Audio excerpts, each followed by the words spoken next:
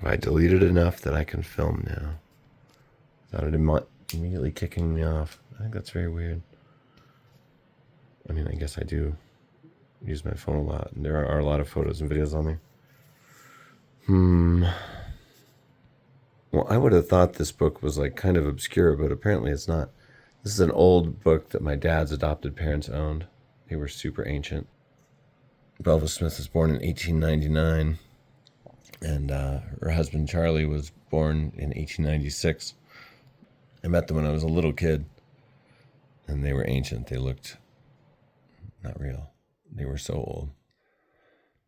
But the back of this book says, in the grand tradition of great fiction from the small countries of the north, Growth of the Soil, Kristin Lavransdatter, and The Long Journey, all by Nobel Prize winners, come to mind. That's so cool. I need to read The Long Journey because I love Growth of the Soil, and I liked Kristin Lavransdatter. Grim and beautiful novel. The book has an almost Celtic melancholy, and the beauty of Mr. Laxness's prose throbs through the translation. Stuff of poetry. Gotta love an old book.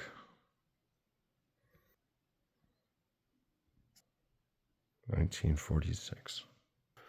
Yeah, I would have thought this was a little more obscure, but David Foster Wallace put this on a list of books that he loved that people should read. And I think I've heard other writers mention it too. I want to say Jonathan Franzen. I think it is a book that has its fans. I sing the praises of Conrad Richter. He is a really interesting writer. I mean, he once won the National Book Award and the Pulitzer, and nobody really talks about him now. If you see his writing at all, you'll probably see The Light in the Forest assigned in schools sometimes. A story of a young man who is kidnapped by a tribe in the frontier days of America, and then recovered by his family after years, and who's kind of lost between identities. And that is a good book. But he's got a lot of really interesting writing and is a good writer, and I like learning about him.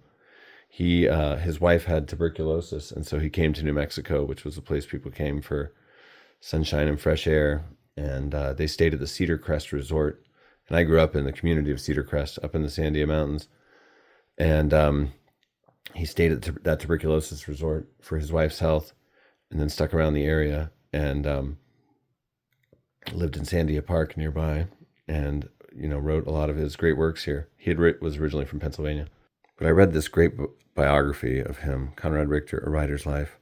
And then I very luckily got to show its writer, David R. Johnson, around the old Cedar Crest Resort, which I knew well. And we walked around with the property's owners, Pam and Paul, and it was so cool. Richter had a really full and interesting life, and he was really just a professional writer. I mean, everything he did was about writing. They would just constantly go on drives and walks to collect local color. And I mean, they were very much of their time, but he was just paying attention all the time and wanted to put all the details of real life into his work, and was a really well-known, much-read writer at the time. It was a good book. I enjoyed it a lot. I got to know Conrad Richter's daughter, Harvina Richter, a little bit. She wrote this book about a road trip through Iran. And she was super cool. And she still lived in the same old house in Albuquerque that her dad had lived in, or one of them anyway.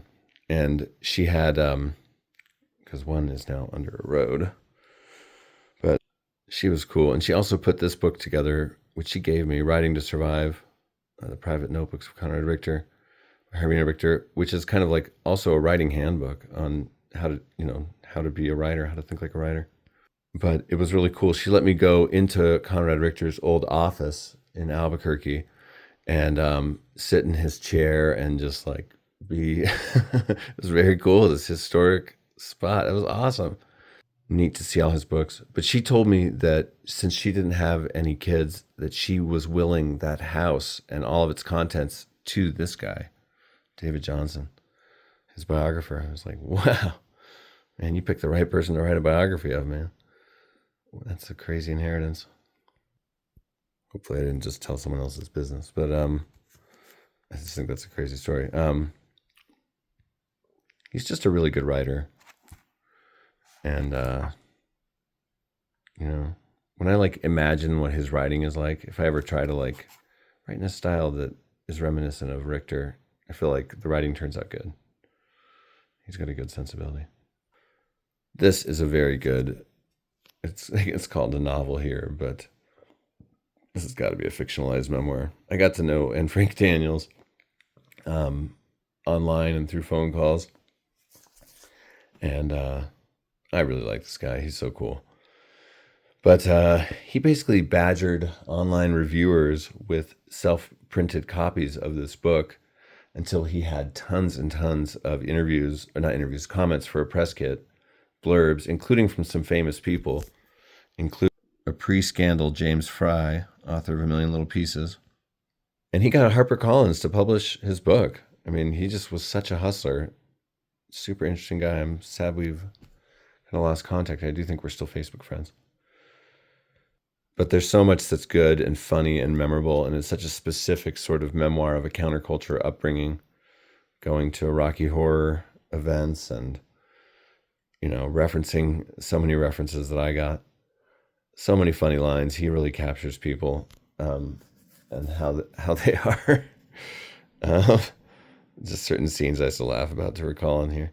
He mentions the hanging of Mary the elephant in Irwin, Tennessee, which is a subject I'm interested in. Not many things mention that. The blurb on the back compares it to Burroughs and Jim Carroll. I could see that.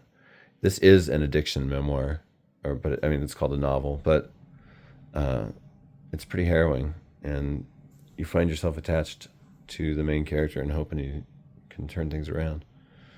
And he seems to. It's a good book. It's a well-written book. It's funny. It's interesting. It's deep. Dennis Johnson seems like one of those writers, you know, that people talk about. I think I read the first chapter of this and was like, this looks good. I want to read this. Vietnam related. This is the story of William Skip Sands, CIA, engaged in psychological operations against the Viet Cong and the disasters that befall him. It's also the story of the Houston brothers, Bill and James, young men who drift out of the Arizona desert and into a war where the line between disinformation and delusion has blurred away. This vision of human folly, this is a story like nothing in our literature. Oh, Chris Offutt liked this book. Tree of Smoke is a masterpiece. He's got a UNM connection. He wrote a book about his dad that was crazy. I read his memoir. Johnson writes prose of amazing power and stylishness. Hey, Philip Roth. Jonathan Franzen. The God I want to believe in has a voice and a sense of humor like Dennis Johnson's. Jonathan Franzen, wow. Oh, this is the sequel to Catch-22. As the cover says there. Closing Time, Joseph Heller. You know what? This book's good. This book has aged really well in my mind. I had mixed feelings about it as I read it.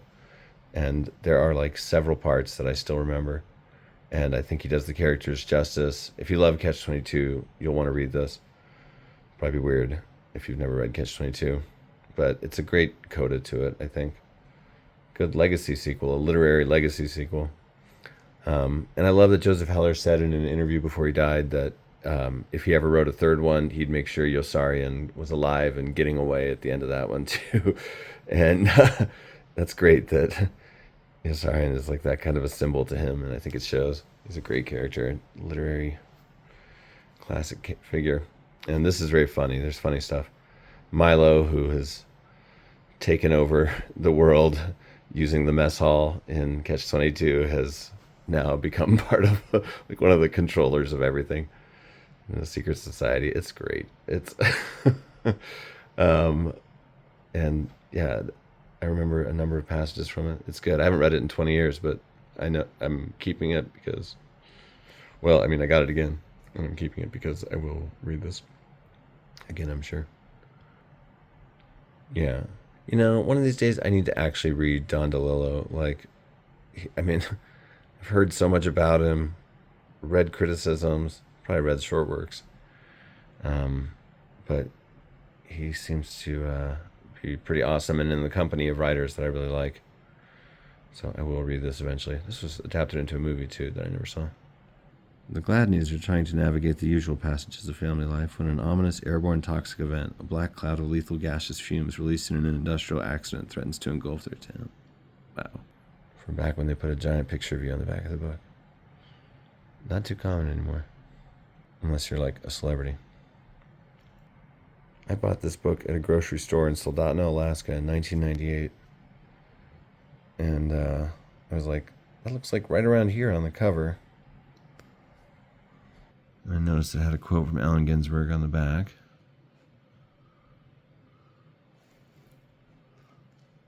Based on real life events, this is the story of a young Indian man raised in a rural village surrounded by alcoholism, poverty, and dissolution, and about the contemporary urban social problems which define and affect his life.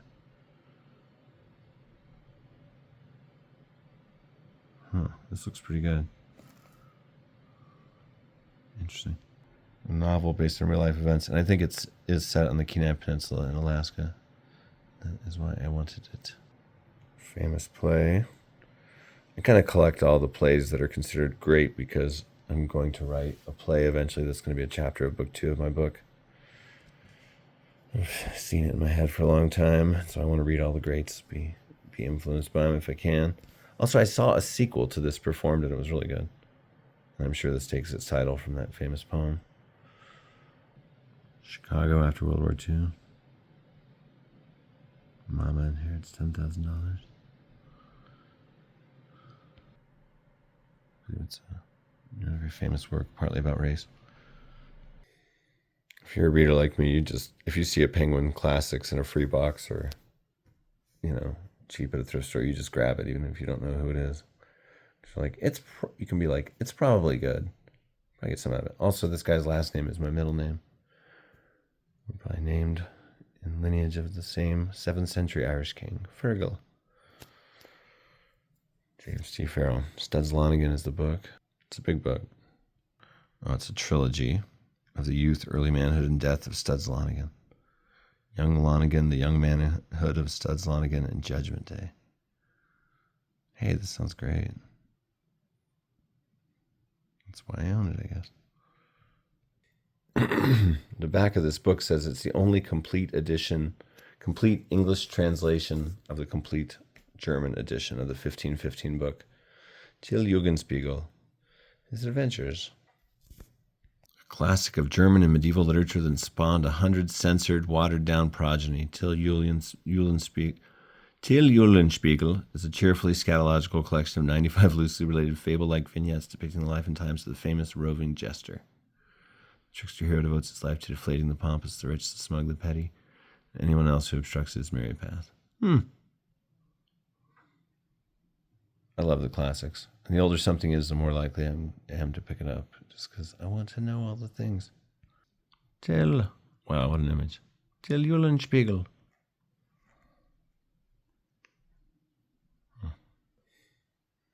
I was nonfiction editor for this journal once. This is UNM's literary journal, Blue Mesa Review. I was nonfiction co-editor along with my friend Ty Bannerman for one issue.